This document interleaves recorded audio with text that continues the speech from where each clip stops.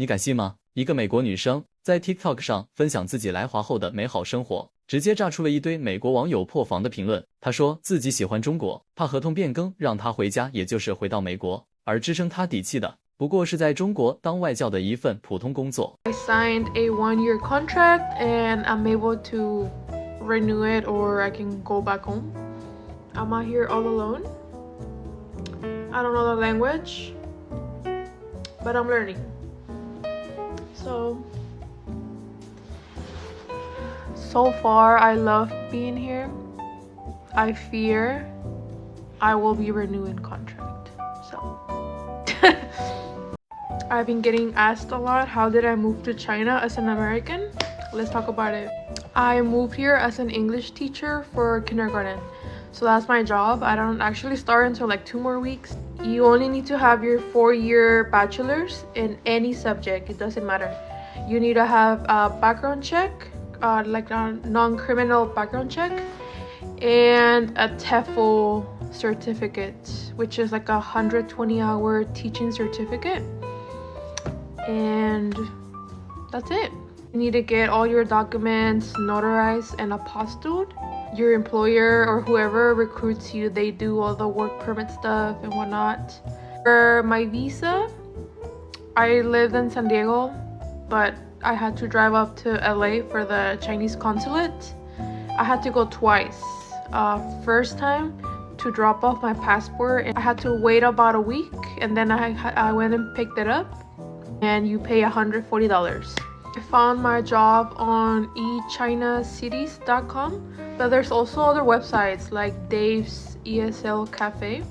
为了办来中国的签证，他得开车几百公里去洛杉矶的领事馆。可这份折腾，在他眼里已经是通往好日子的必经之路。之后，他又更新了后续。In January, I was so close to going back home because the job that brought me here to China, I was fired within 4 days, kicked out of my apartment days later, and I had about 2 weeks to figure it out or go back home.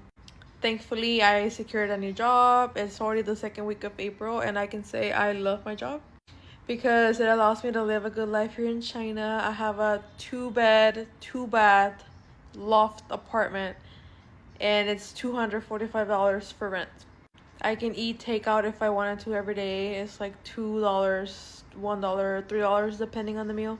Cost of living is so low that you can save up a lot. And with all the chaos going in the US, I'm blessed I'm out here. I'm still worried though because my parents live in the US, but if you're finishing up your bachelor's, lock in, get it notarized, apostilled, apply to jobs and make the move here.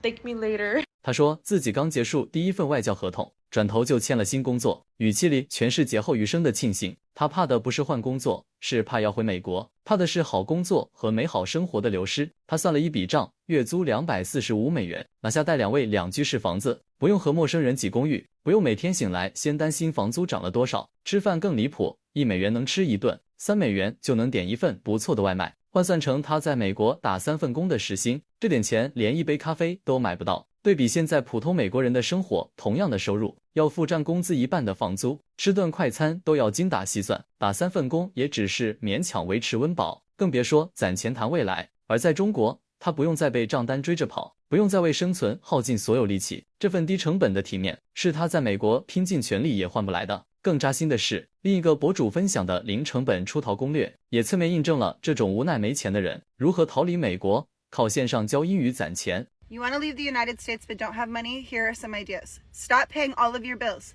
Every single bill, stop paying your bills. We only need that to happen for a month to get enough to get out and to make some moves. So stop paying your bills. Max out any credit card you can. Get out as many credit cards as you can. Max those out.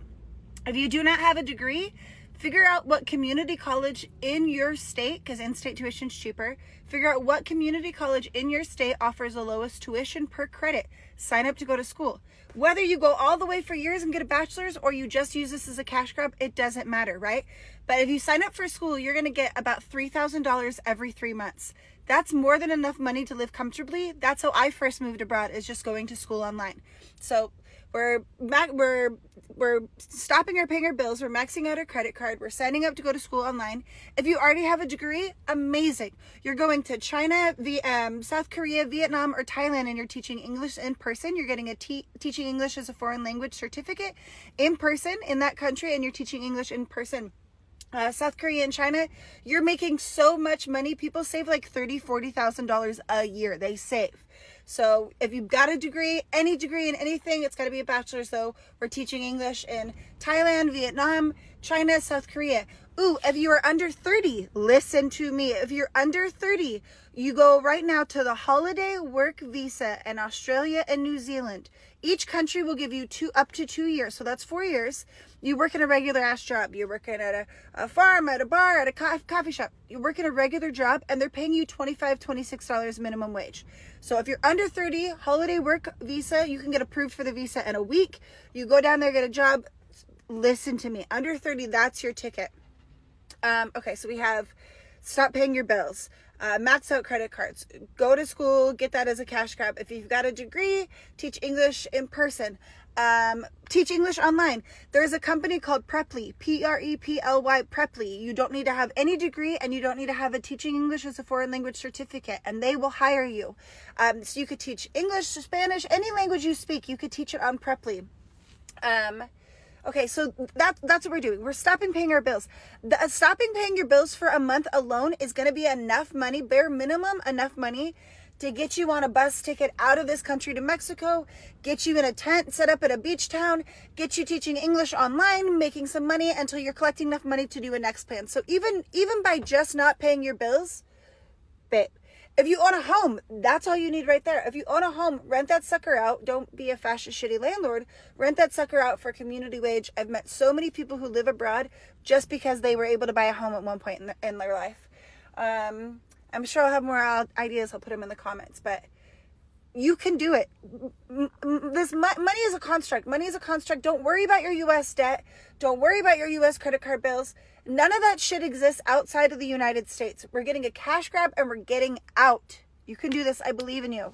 在申请中日韩的外教岗位，对他们来说，来东亚当外教从来不是什么高大上的工签，只是普通人抓住的一根救命稻草。为什么偏偏是东亚？因为在这里，他们最不值钱的母语身份成了能兑换稳定生活的硬通货。在美国，英语母语者遍地都是，没学历没背景的年轻人只能被按在底层内卷时薪10几刀，却要面对飞涨的物价、失控的犯罪，还有看不到头的生存压力。在东亚，会说英语、有本科学历就能拿到工作签证，就能用美国的工资水平在当地过上远超美国国内的生活。他们的无奈吐槽背后藏着的是一场底层年轻人的集体出逃。但外教工作是有限的，而这样的美国普通人是很多的。不是他们不爱自己的国家，是那个地方已经给不了普通人喘息的机会。我还是希望每个美国普通人能够在自己的国家平稳地上着班，不用润也不用跑出自己的国家。中国是非移民国家，你们迟早还是要回到自己国家去的。只有努力建设好自己的国家，才可以不担心签证到期后回自己的国家。